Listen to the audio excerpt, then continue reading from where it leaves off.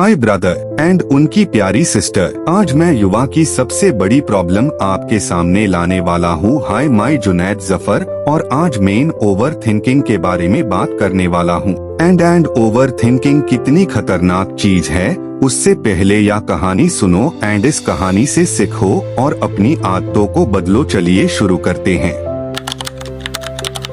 Over thinking का असली इलाज, एक कहानी जो आपकी सोच बदल देगी। कभी ऐसा हुआ है, रात के 2 बजे हैं, कमरा अंधेरा है, सब लोग चैन की नींद सो रहे हैं, लेकिन एक इंसान अभी भी जाग रहा है। उसकी आंखें खुली है, लेकिन वो अपने कमरे को नहीं देख रहा।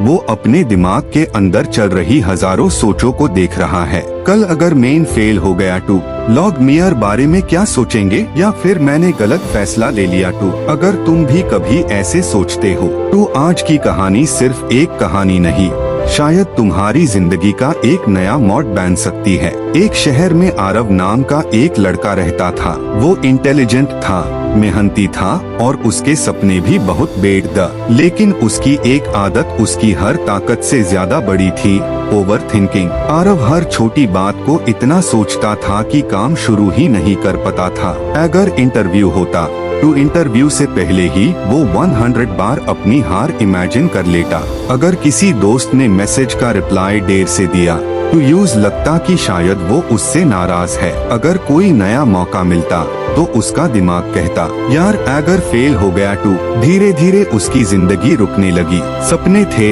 लेकिन एक्शन नहीं था, आइडियाज द लेकिन शुरुआत नहीं थी। एक दिन आरव पार्क में अकेला बैठा था। वहाँ एक बुजुर्ग आदमी रोज सुबह चलने आते थे। उन्होंने आरव के उदास चेहरे को देखा और पूछा, बेटा इतना परेशान क्यों हो? आरव ने कहा, मैं बहुत सोचता हूँ, इतना सोचता हूँ कि कुछ कर ही नहीं पता। बुजुर्ग मुस्कुराए और बोले, मैं तुम्हें एक छोटी सी कहानी सुनाता हूँ। उन्होंने कहा, एक आदमी को नदी पार करनी थी। वो किनारे पर खड़ा होकर पानी को देखने लगा। वो सोचता रहा अगर पानी गहरा हुआ तो, अगर बीच में गिर गया तो, अगर तैर ना पाया तो। वो इतना सोचता रहा कि शाम हो गई, लेकिन नदी वही की वही रही। फिर बुजुर्ग ने आरव की तरफ देखकर कहा, बेटा कुछ रास्ते सिर्फ चलने से समझ आते हैं, सोचने से नहीं। ये बात आरव के दिल में उतर गई। उस दिन उसने एक फैसला किया, अब वो हर प्रॉब्लम को सिर्फ 10 मिनट सोचेगा, उसके बाद एक्शन लेगा।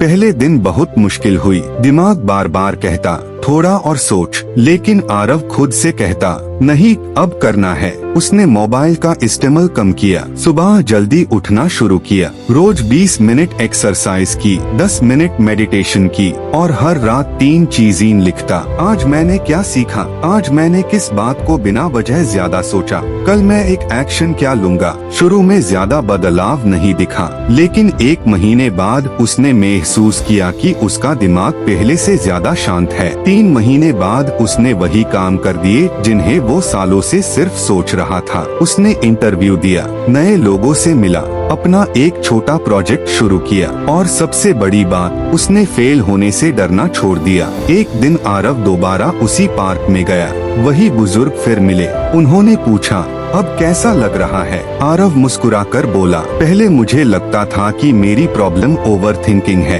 लेकिन असली प्रॉब्लम टू एक्शन ना लेना था। बुजुर्ग हंस दिए, बिल्कुल सही, दिमाग का काम सोचना है, लेकिन जिंदगी बदलने का काम एक्शन करता है। दोस्तों, ओवर थिंकिंग का असली इलाज किसी जादुई दवा में नहीं है, ना ही किसी मोटिवेशनल वीडियो में। उसका असली इलाज है एक्शन। जब तुम छोटा सा स्टेप लेते हो, तुम्हारा दिमाग धीरे धीरे डरना छोड़ देता है। याद रखो, डर एक्शन से कम होता है, कॉन्फिडेंस एक्शन से बनता है और सपने भी एक्शन से ही सच होते हैं। आज से एक वादा करो, जब भी तुम्हारा दिमाग तुम्हें 100 वजह बताए कि काम मत करो, तब तुम बस एक वजह ढूंढो कि शुरुआत क्यों करनी है। क्योंकि जिंदगी अनलॉग ऑन की बदलती है, जो हर जवाब मिलने का इंतजार नहीं करते, बल्कि पहला कदम उठाते हैं। अगर तुम भी ओवर थिंकिंग से बाहर निकलना चाहते हो तो आज ही एक छोटा एक्शन लो। सिर्फ एक, हो सकता है वही छोटा कदम तुम्हारी पूरी जिंदगी की डायरेक्शन बदल दे।